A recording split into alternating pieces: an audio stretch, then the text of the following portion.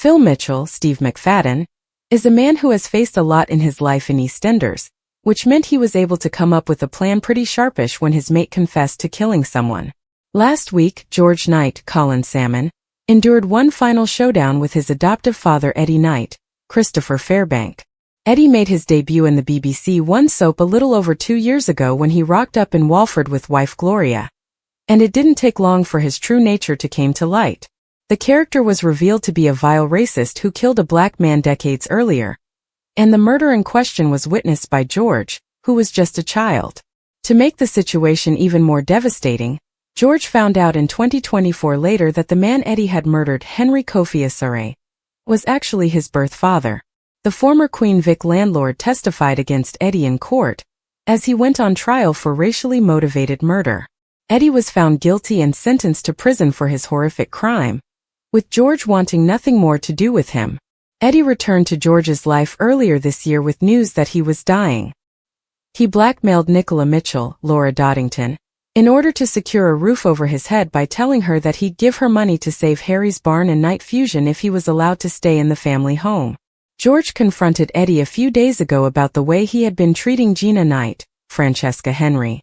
The old man then started choking after taking his meds and reached for a glass of water. George, however, took the glass in his hand and drank it himself as Eddie watched on in horror, dying in subsequent scenes. Yesterday, as George spiraled over Eddie's final moments, he took a risk by getting back into a boxing ring. George lives with chronic traumatic encephalopathy, CTE, a condition that was the result of repeated head injuries he suffered during his boxing career. Medics have previously warned George that he's at risk of serious brain damage if he was ever to box against an opponent again. So going into the ring with Mark Fowler Jr., Stephen Aaron Sipple, was a huge mistake.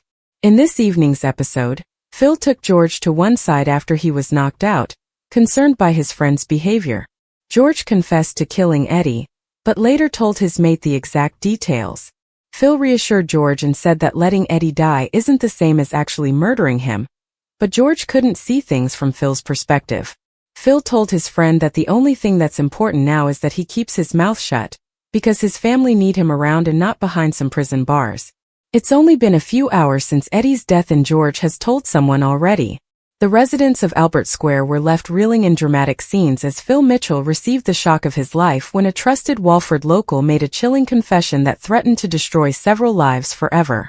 It all began on an unusually quiet evening in the square.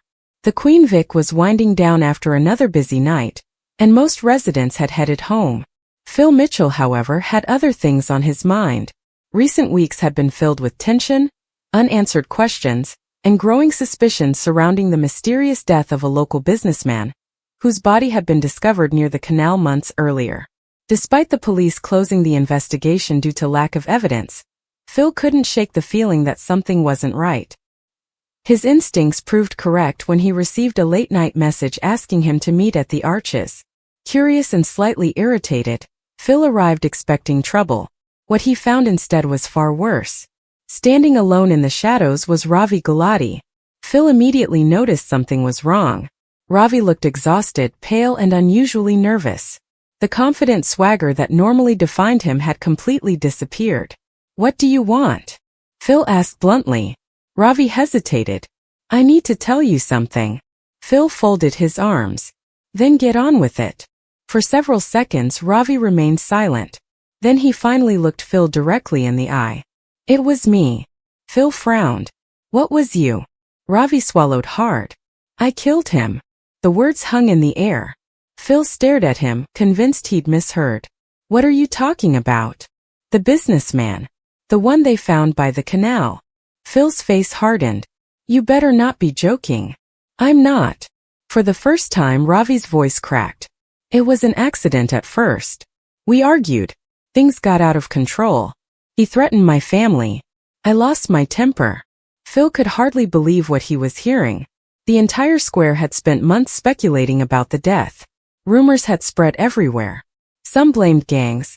Others thought it was connected to criminal activity outside Walford. Nobody suspected Ravi. "You're telling me you've been walking around here pretending everything's normal?" Phil asked. Ravi nodded. "I tried to forget it." "And that worked, did it?" "No. The confession continued to unravel. Ravi explained that the victim had been blackmailing him over a business deal that had gone disastrously wrong. The pressure had been building for weeks. During a heated confrontation near the canal, the argument escalated. One push became a fight. One fight became a tragedy. According to Ravi, the man struck his head during the struggle and collapsed. Panicking, Ravi fled, convinced himself it wasn't his fault. But guilt had been eating away at him ever since. Phil listened in silence. He knew what it was like to carry dark secrets. He'd spent years burying mistakes and living with consequences. Yet even he was shocked by the scale of Ravi's deception. "Why tell me now?" Phil finally asked. "Because I can't live with it anymore." Phil shook his head. "You should have gone to the police." "I know. So why didn't you?" Ravi's eyes filled with emotion. "Because I was scared." Before Phil could respond, the sound of footsteps echoed through the arches. Both men turned. Standing in the doorway was Denise Fox. She had heard everything. The shock on her face was unmistakable. For a moment nobody spoke. Then Denise stepped forward. "Tell me I didn't just hear that." Ravi looked devastated. "I wish you hadn't." Denise's voice trembled. "You killed someone? It wasn't supposed to happen." But it did. The reality of the confession hit harder than ever. Denise had trusted Ravi. Many people in the square had. Now everything had changed. News of the confession spread rapidly through Walford the following day. By lunchtime, whispers filled the market. By evening, the entire square knew. The reactions were explosive. Chelsea couldn't believe it. Jack immediately questioned whether the police should be informed. Suki was horrified by the revelations. Even hardened residents who thought they'd seen everything were stunned. Meanwhile, Ravi found himself increasingly isolated. Friends avoided him. Neighbors crossed the street rather than speak to him. The guilt he had carried privately was now visible for everyone to see.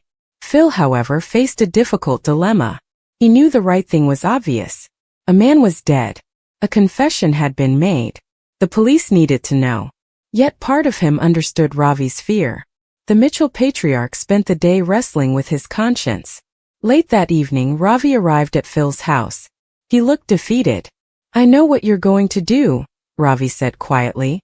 Phil didn't answer immediately. "You confessed to murder." "I know. You lied to everyone." "I know." Phil stood and walked across the room.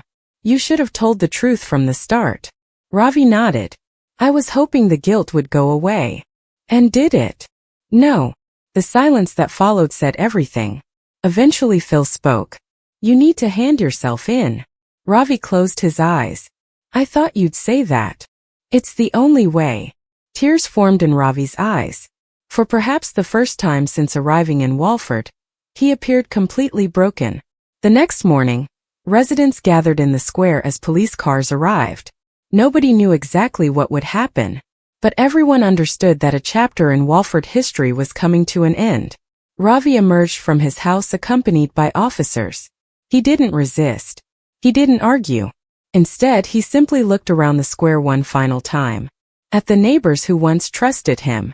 At the community he had become part of. At the life he was about to lose. Phil watched from a distance. Despite everything, there was sadness in his expression.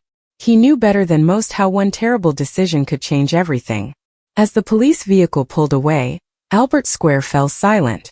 The confession had finally brought the truth into the open. But for those left behind, the consequences were only just beginning. And in true Walford fashion, the shockwaves from Ravi's devastating admission would be felt for many months to come. Can he really keep this secret forever? Thanks for watching. Don't forget to like, comment, and subscribe to EastEnders Spoilers Official.